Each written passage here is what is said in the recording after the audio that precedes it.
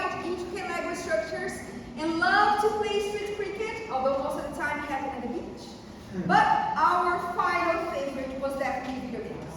And that's because when my cousin was still a baby, his parents got divorced, my aunt sent him back to Brazil. Since then, he and his father have a strange father and son relationship. And in order to compensate for that, my uncle showered my cousin with every single video game and console that was available when we were kids.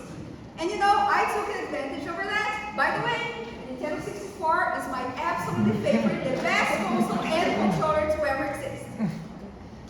Because of that, video games have been a constant in my life and a great source of entertainment.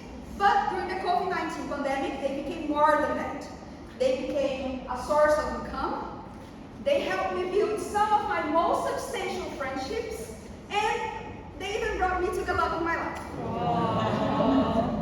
Now, you might be wondering, what's the point of this talk? Where does she want to get to? Well, my plan tonight is to prove to everyone in this room that more than movies and books, video games take the higher ground when it comes to experience a different story, being on someone else's shoes, and making Alterity tangible.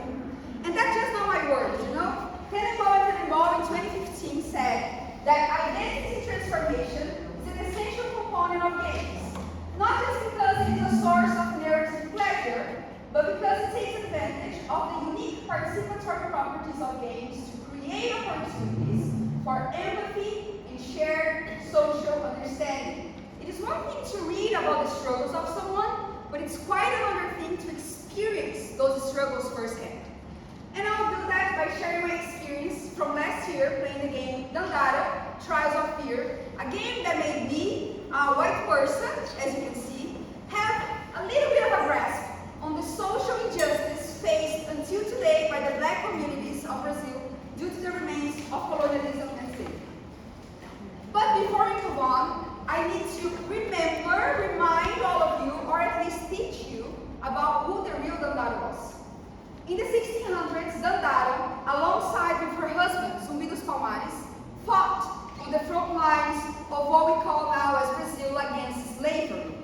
They held a strong resistance against the Dutch and the Portuguese invaders that were trying to oppress the Quilombos, which were considered a safe haven for Afro-Brazilians seeking for freedom. Sadly, in 1694, Dandara was captured. And when she faced the possibility of being enslaved again, she did the most important and resistant decision in her life. She decided to take her own life. And that decision puts her today on the books of heroes and heroines of our country since 2019. After this quick background check, let's get back into the game. So the game is set in the Salt, a kingdom that was once in a beautiful peace, where creation and intention merged together into learning and growth.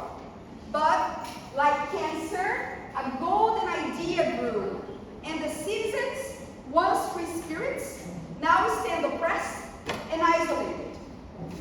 In order to continue this talk, I want to read the words of João Brandt, one of the Brazilian developers of the game, that in an interview he said that discovery and interpretation are part of the game's experience, and their main intention with the narrative was always to invite people to see with their own eyes and try to digest and understand all of it. So from now on, everything that I share with you is my own personal take on just a few of the most powerful elements of this amazing game.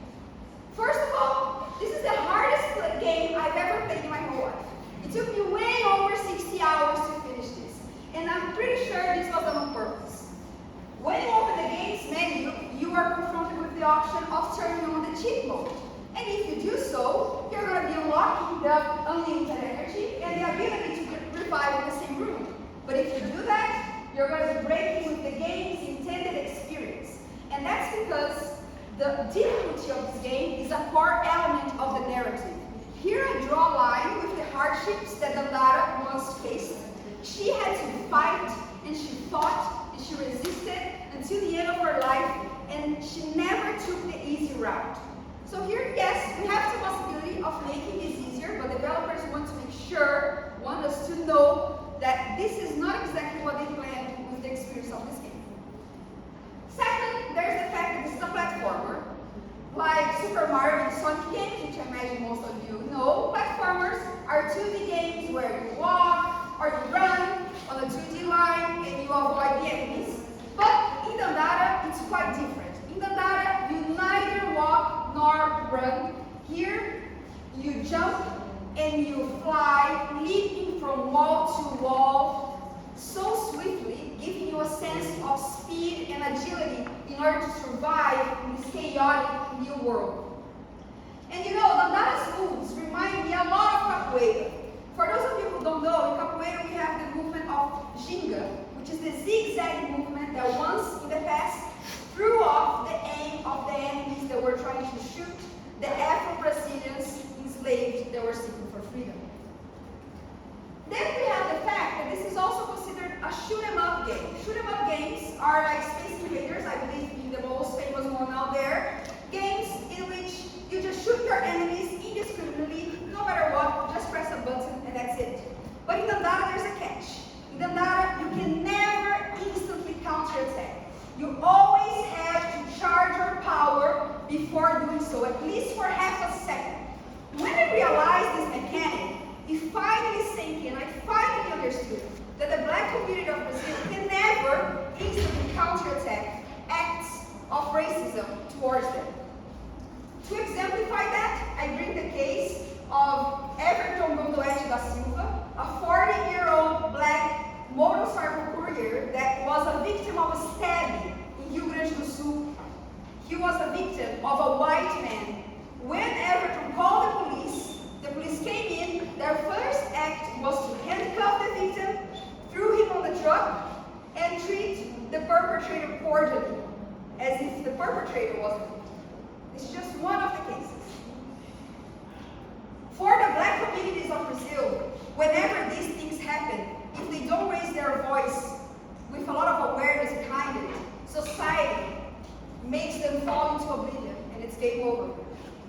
Taking the words of Amber, also known as the pelvic, game reviewer on YouTube, that once was reviewing this game, and she said that you have to know when to fight or flight.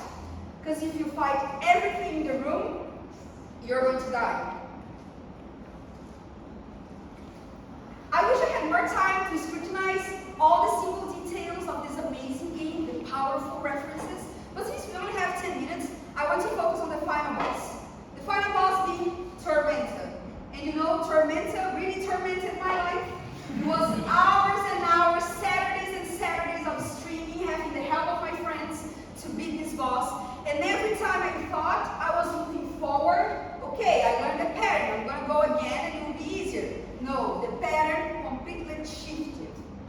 So after a few attempts, I realized that that's how racism acts in our society. We never know where it's come from, we never know its form, and we can never prepare ourselves beforehand.